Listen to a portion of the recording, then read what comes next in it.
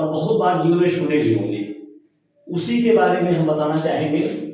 करत करत अभ्यास से जड़मति होत सुजान, रसरी आवत जात ते सिर पर परत निशान। कबीरदास जी एक अभ्यासवादी कवि थे।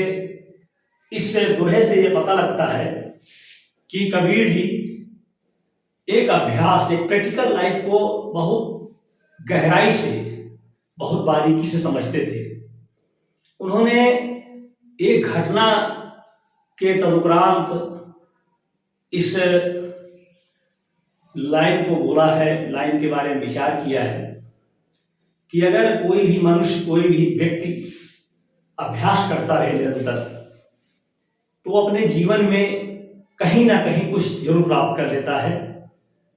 तो करत करत अभ्यास से जड़मति होत सुजान, यानी कि अगर कोई व्यक्ति कितना भी मूर्ख हो, कम बुद्धि का हो, मंद बुद्धि का हो, अगर वो लगातार काम करता रहे, अभ्यास करता रहे, साधना करता रहे, तो वो एक दिन प्रबुद्ध ज्ञानी विद्वान बन जाता है।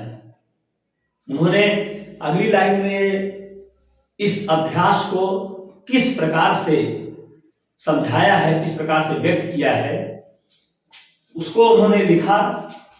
रसरी आवत जात ते सिल पर परत निशान।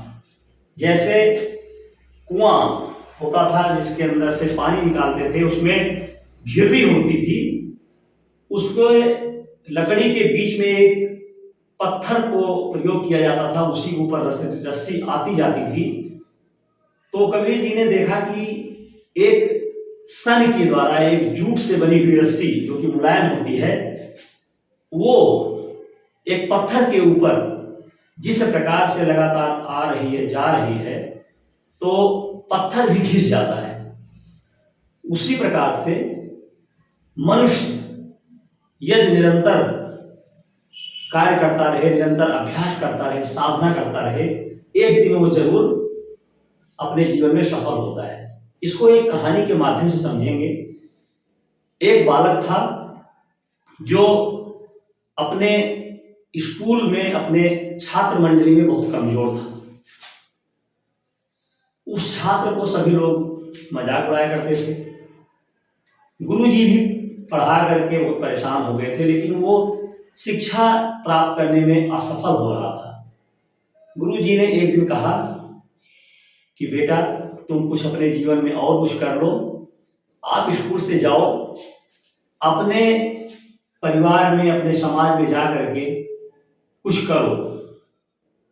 उसी प्रकार वो बालक बात को मान जाता है और मान करके वो अपने घर चला जाता है। लेकिन जब वो कुएं के पास बैठा रहता है तो वो देखता है कि एक सिल, पत्थर भी रस्सी के आने से घिस गया है, और वहीं से प्रेरणावान होकर के, प्रेरित होकर के वो बालक जो है दोबारा अपने टीचर के पास आता है, गुरु के पास आता है, कहता है कि गुरु जी, हमको जो है एक बार और मौका दीजिए, हम दोबारा अपने जीवन में कुछ करना चाहते हैं। इससे गुरु जी ने उसको एक बार और मौका दिया और वो अपने कार्य को बार बार करने लगा, बार बार अभ्यास करने लगा, यहाँ तक कि वो अपने जीवन को भूल गया कि जीवन क्या है, खाना क्या है, पीना क्या है। अनवरत अभ्यास करने लगा। बालक का नाम बरधराज था। बरधराज, बरधराज मतलब होता है कि बैलों का राजा। उसको सब लोग बैलों के राजा के नाम से पुकारते थे, क्योंकि उसकी बुद्धि मंद थी। लेकिन वो अभ्यास करते करते सभी बच्चों के बीच में अपना स्थान बनाता है और अपने जीवन को आगे ले जाने के लिए तैयार करता है। संस्कृत का महाज्ञानी बनता है। संस्कृत की जो व्याकरण की सबसे प्राचीन किताब है, प्राचीन रचना है अष्टाध्यायी, जिसके रचयिता महामहिम पाणिनि जी थे। उस क्लिष्ट भाषा की लिखी हुई व्याकरण संस्कृत को वही छात्र आगे जाकर सरल भाषा में व्याकरण को समझाया, और वही बरधराज नाम का जो बच्चा था उसने अपनी किताब लिखा जिसका नाम है लघु सिद्धांत कौमुदी।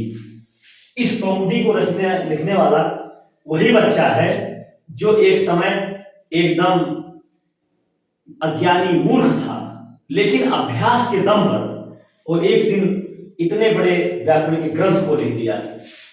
आज प्राचीन काल से लेकर के अभी तक इसी सिद्धांत कौमुदी पे रिसर्च होकर के तमाम बड़े बड़े विद्वान पैदा हुए, लेकिन ये आज अपने में एक अनूठी बुक है। तो कहने का आशय ये रहा, ये दोहा का आशय ये रहा, इसके माध्यम से हम सब लोग अपने जीवन में अगर उतार लें कि हमको हमेशा अभ्यास करते रहना चाहिए, निराश नहीं होना चाहिए, हर पल अपने कार्य पे ध्यान रखना चाहिए, एक दिन जरूर आप सफल होंगे। तो हमारा उद्देश्य यही था इस कहानी के माध्यम से आप सबको बताना कि आप जिस भी क्षेत्र में काम करते हैं उसमें मन से, तन से, धन से लग जाइए, कभी भी निराश मत होइए और अपने जीवन में आप जरूर सफल होंगे। तो कहते हैं कि करत करत अभ्यास से जड़मति होत सुजान और रसरी आवत जाते सिर पर परत निशान। तो आप सब लोग घबराइए नहीं, तैयारी कीजिए, रात दिन अभ्यास कीजिए, परिश्रम कीजिए, एक दिन आप जरूर सफल होंगे। इसी के साथ मैं इस सेशन को समाप्त करता हूँ। जय हिंद, जय भारत, वंदे मातरम।